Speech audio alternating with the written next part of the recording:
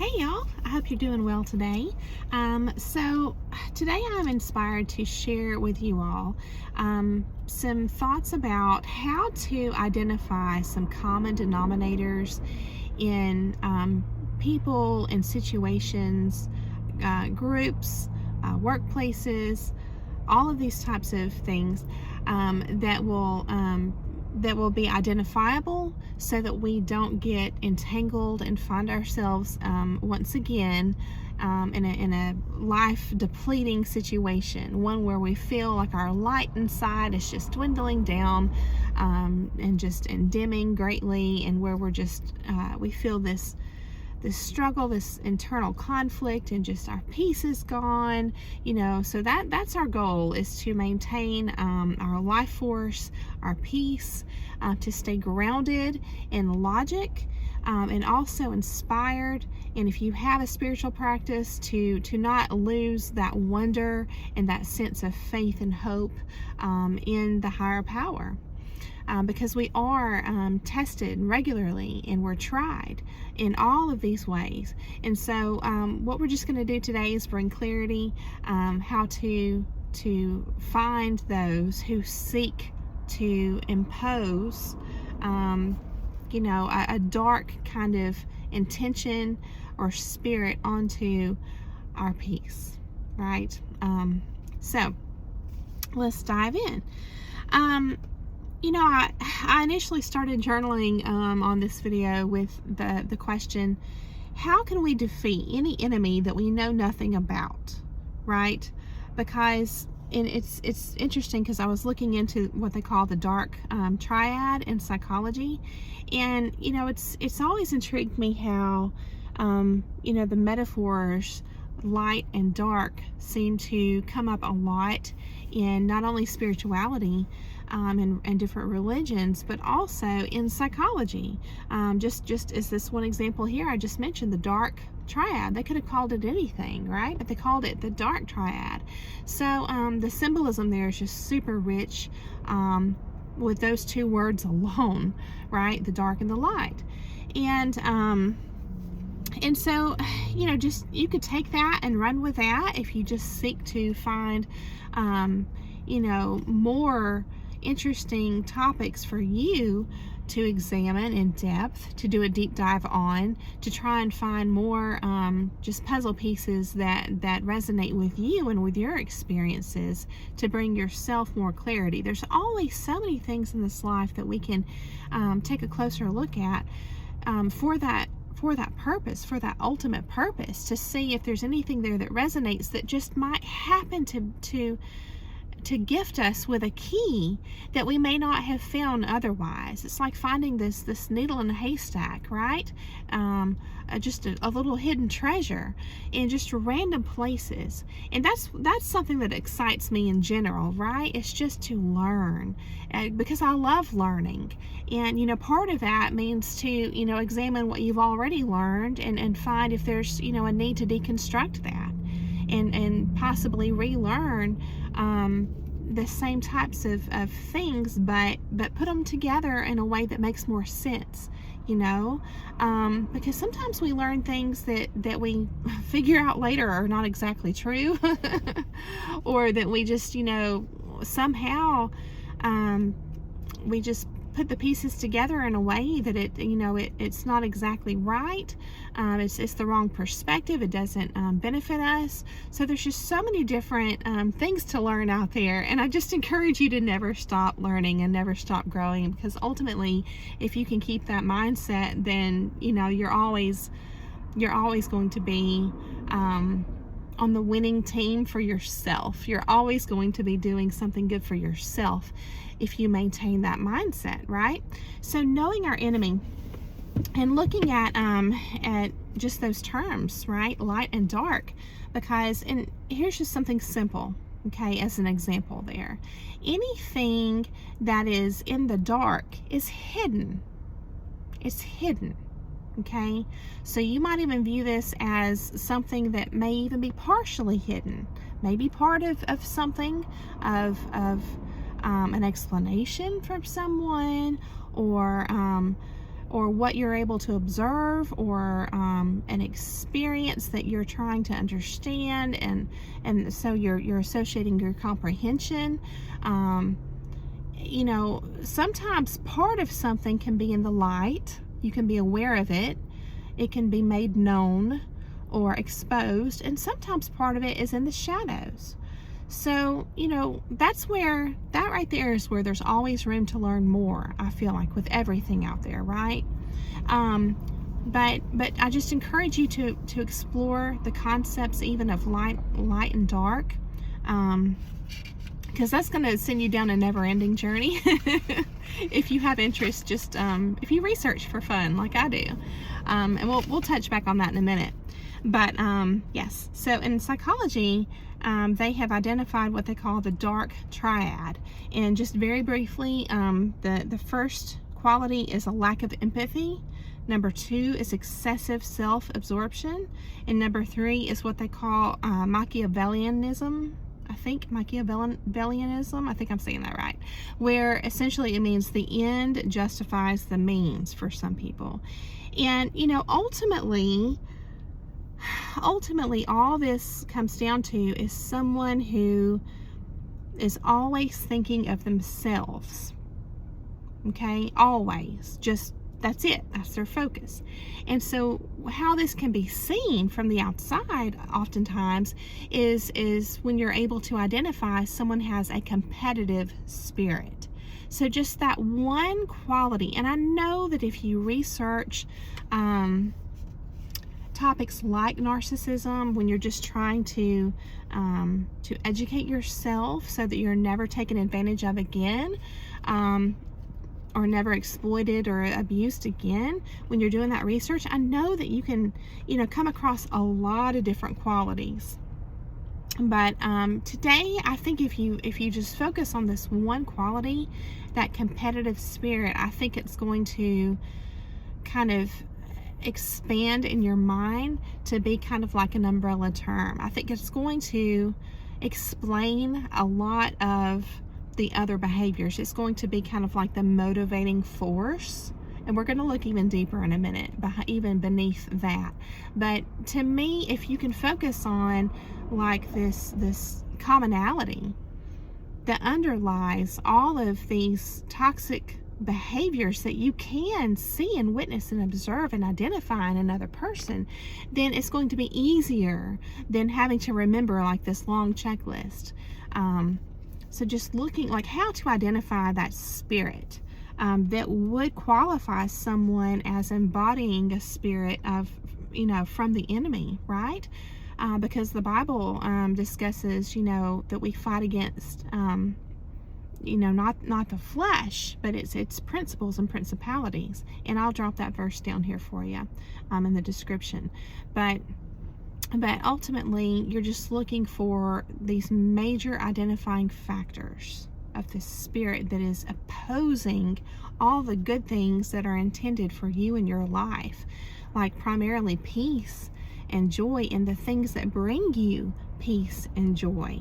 Okay, because you're never going to feel peace, and this is where you can look at even those things, peace and joy, as foundational factors for other things, other qualities like clarity of mind. Just taking that for example, you're never going to have peace and joy down here if you don't first have clarity of mind.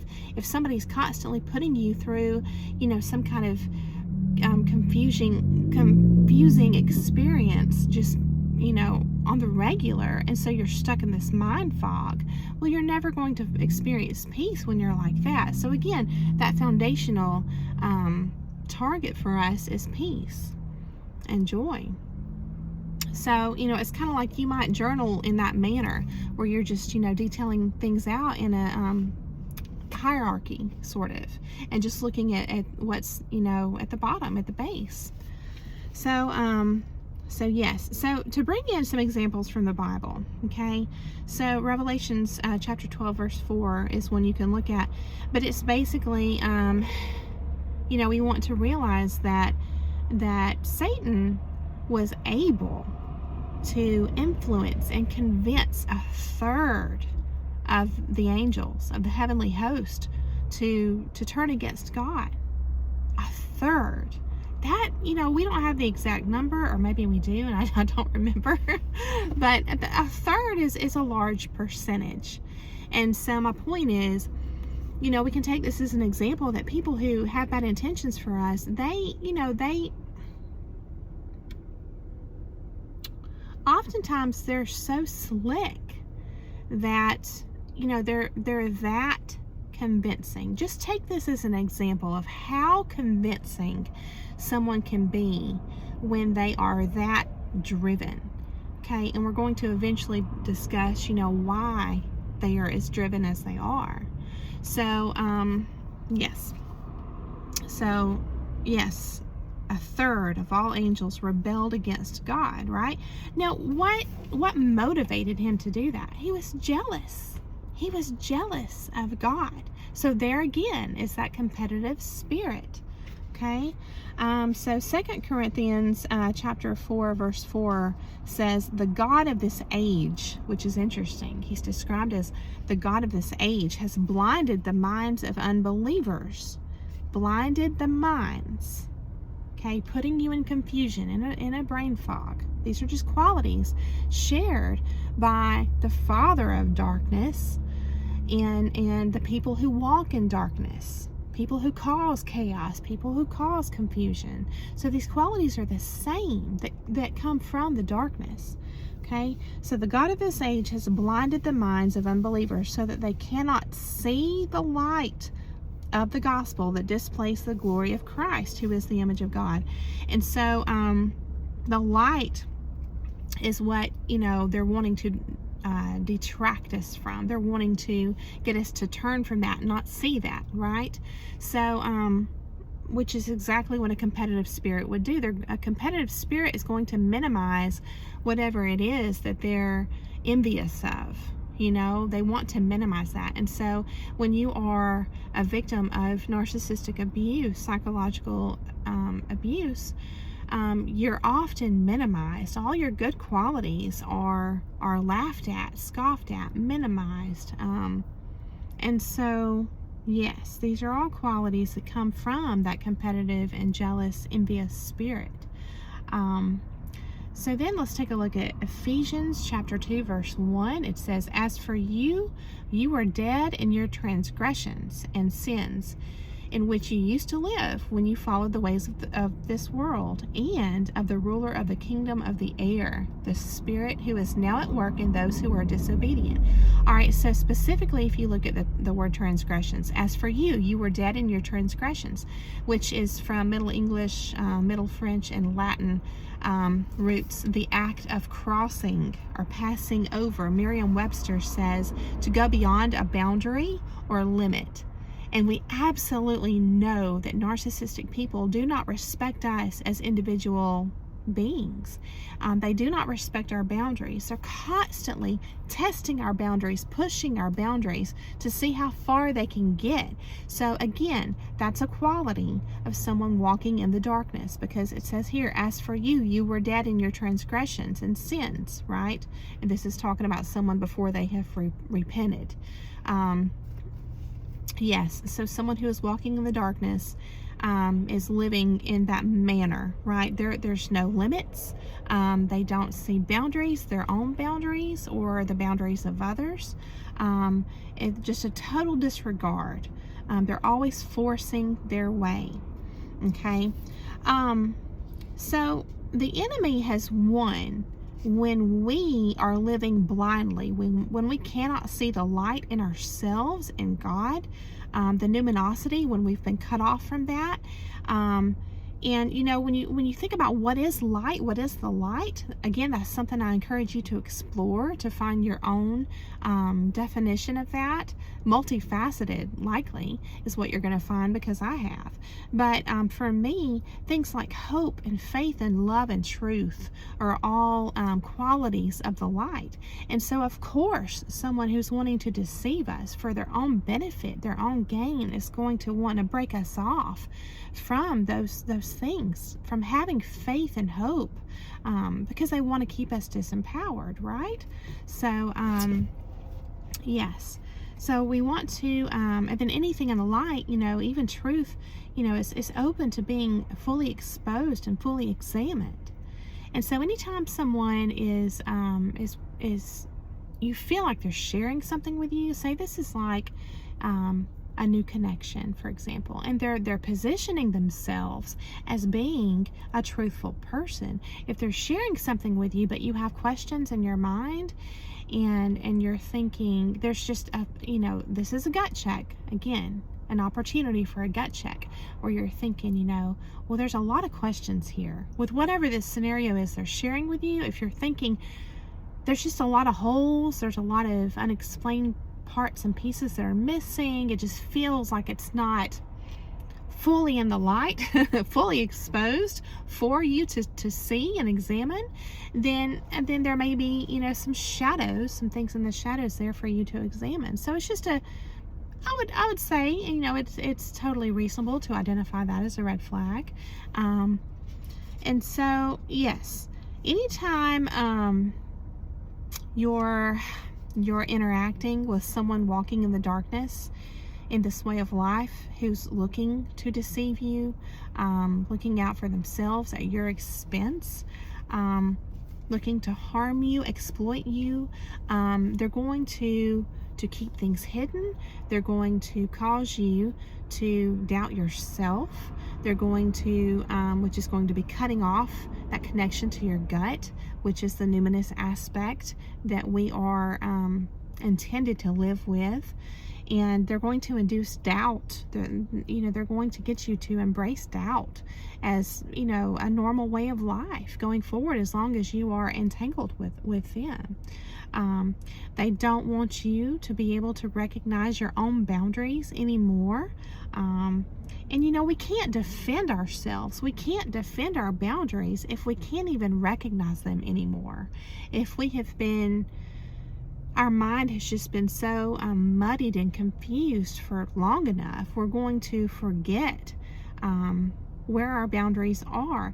And what's interesting to me is, if you think about it, the way you can identify a boundary is to identify the difference in something, right?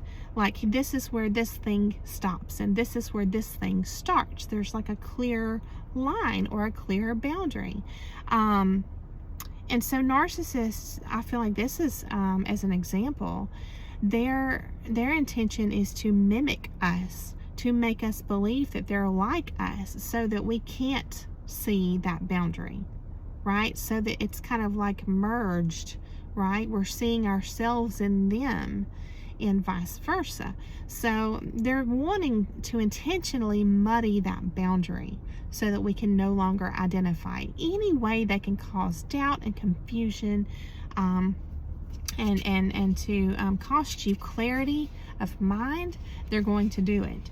So yes, making sure, looking over my notes here, that I have it. Yeah, we wind up just confused about what's real. What's real, what's true. Where do I stop? Where do they start? Just everything. It's just a total mind fog. So yes. What can also happen is, if you're looking at the competitive spirit alone, this can actually manifest inside of us after being entangled with these people for so long, after being put through so many different scenarios of being gaslighted, and being put down. So what can happen is we can carry this competitive spirit inside, where we have an inner conflict between things like doubt and being, sure of ourselves, or depression and encouragement. We can kind of, go back and forth. And it's because the emotions and thoughts we have are competing. It's like we have, positive, life-giving, life-affirming thoughts. in emotions, and then but yet we're continuously subjected to the opposite. So this gets internalized, and suddenly there's a competition inside of us. So again, it's that competitive spirit that we're subjected to continuously, and then it actually seeps into us if we're not guarded, if we're not aware, and we haven't been able to identify this spirit as an enemy of our spirit, right? Then it can seep in because we're not guarded, and we're not catching it because we're not aware. So the solution is if we focus on the light, if we know what it means to identify our boundary, right? Because we know what we are, we're totally sure of what the light means for us, then we're going to be able to detect even slight qualities in another person that's going to be like, have that underlying spirit. You know what I'm saying? Again, you don't have to have this long checklist. It's just if you know what that foundation is for you, and you're sure of it, and you know it through and through, and all the qualities that support that foundation for you of peace and truth and light and honesty and all those things, then you can identify the opposite. And then it'll be easier, in my opinion, to identify that spirit over here. So yes, so looking for those qualities that have that common foundation, common denominator of that spirit underneath, right? And so it was the word that deceived Adam and Eve, right? It was the word. So that's where you're wanting to stay focused on the intention of someone, that spirit behind their actions and their words, because words alone can certainly be used against us.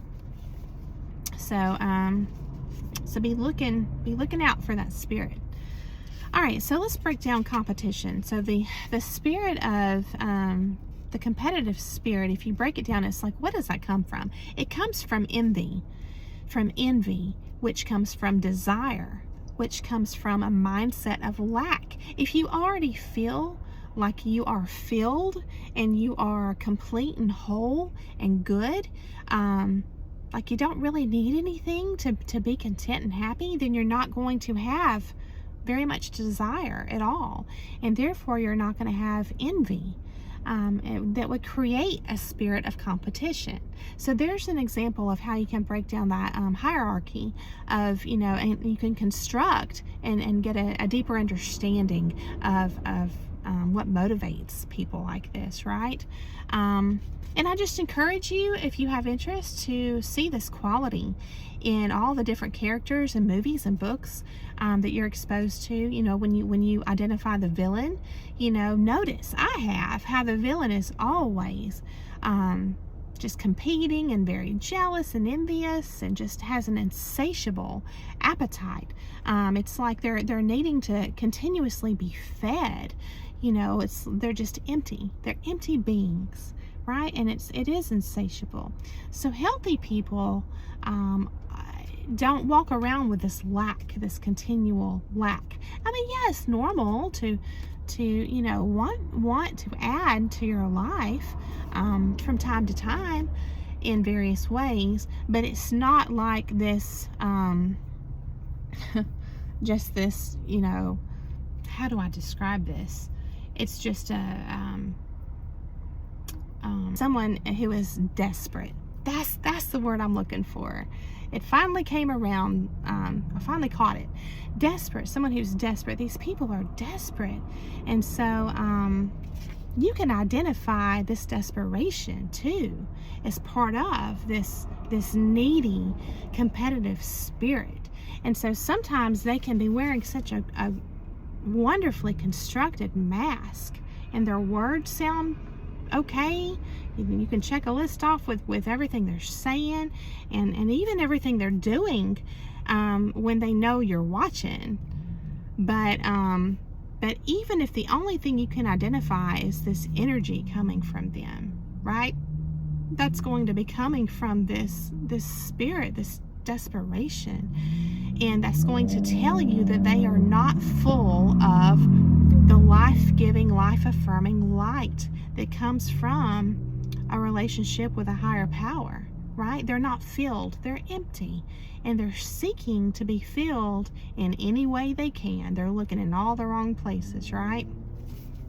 And it is sad, and you have to be careful that, you know, having compassion and empathy for people like this doesn't get you trapped, because ultimately they're so desperate. It's like a thief. You know, a thief is desperate, oftentimes, or at least I imagine they must be, right? Because it's kind of like, why not do like everybody else and make an honest living and get a job and buy things that way, instead of having to, you know, break in a house, for example, and steal. So there's just this element of desperation. And if you can just pick up on that, then just know that you are likely in danger, or you're going to be in danger. So while, yes, it's sad to identify these qualities in another person, don't get hooked into that, because they're going to exploit your empathy. They're going to exploit your compassion, and ultimately you want to protect yourself. You see what I'm saying? There's ways you can help your community. You can give back to your community. There are resources for people out there if they will seek them in the right places. See, and that's where there's a choice involved, because if someone is truly needy, there are resources out there. I'm not saying they're always easy to find, but, you know, to exploit a person and to abuse and lie to and use a person is never the right solution. So I'm just trying to arm you with awareness as much as I can, conscious awareness, to be able to identify danger, to protect yourself. Because how are you going to move forward in your life and with a peaceful and joyful life if you don't even know how to protect yourself, if you don't know how to identify danger? So we're just looking at all this from that motivation. Yes, so healthy people can fill their own bucket. You know what I'm saying? It's like a book that's read a lot of times in kindergarten, is, you know, teaching kids about filling your bucket, and you can't pour from an empty bucket and all those kind of things, right? And I personally think that we are designed to need God. This is just my belief as a spiritual person, that we are designed for a numinous relationship. So, you know, we're designed to fill this void, like, oh, it feels like something's missing. I think that's on purpose, but I think we're intended to fill that with that connection, that numinous connection with God. That's the intention. And so I think that's why nothing else will be satisfying. And I think that's why these people stay hungry, because they're looking in the wrong places forever.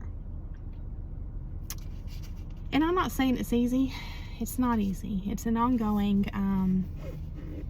quest to keep that numinous connection going and healthy. You know, it takes effort. Just like anything that's worthwhile. Anything worthwhile takes effort and time. So, yes. And, you know, I'm reminded of that connection, that numinous connection that we're encouraged to find and keep, consciously work at, to keep in our lives through the book that I just read, Women Who Run with the Wolves by Estes. You know, and it's represented in that book, that numinous higher power is represented in that book through the characters of Wild Woman, La Quesabe, La Loba, Baba Yaga.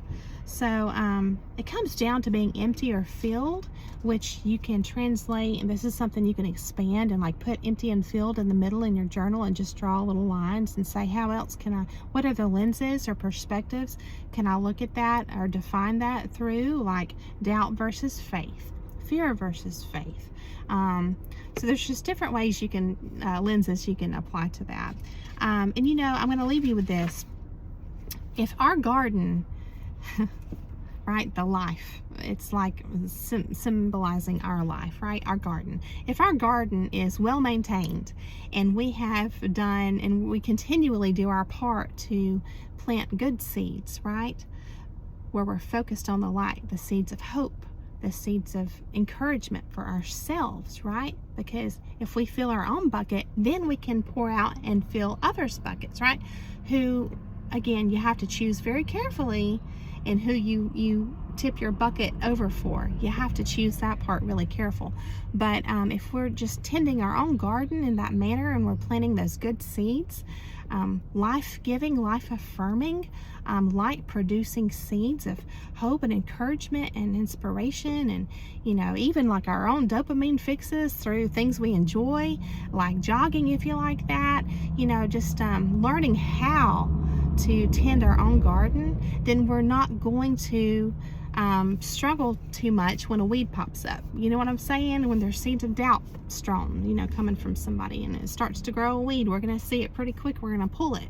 So we have to maintain our garden in that manner. We have to stay vigilant, not paranoid, but aware, always wanting to learn and grow, and vigilant. So I hope this has given you a lot to think about today. I hope it's been inspiring and entertaining for you. And I just thank you so much for coming along this journey with me. And I hope that you have a beautiful day. And I will see you again very soon.